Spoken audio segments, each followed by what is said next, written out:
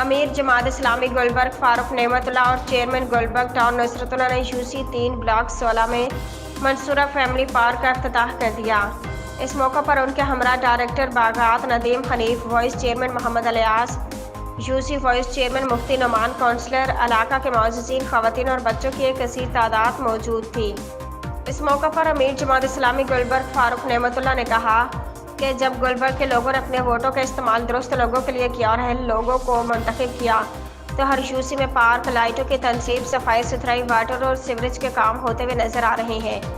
یہ ہماری ذمہ داری کا حصہ ہے۔ ہماری اجتماعیت نے ہمیں یہ تربیت دی ہے کہ جن لوگوں نے آپ کو منتخب کیا ان کا حق ان کی دہلیز تک پہنچا رہا ہے۔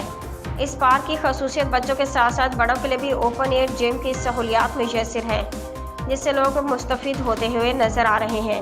یہ واقعی گلبرگ ٹاؤن انتظامیہ اور محکمہ باغات کی بہترین کارکردگی ہے۔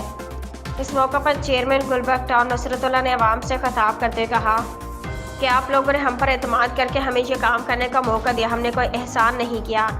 آپ لوگوں کے ٹیکس کے پیسوں سے آپ لوگوں کو بلدیاتی سہولتیں میسر کی ہیں۔ ہمارا سلوگن ہے کلین، گرین اور برائٹ گلبرگ ٹاؤن۔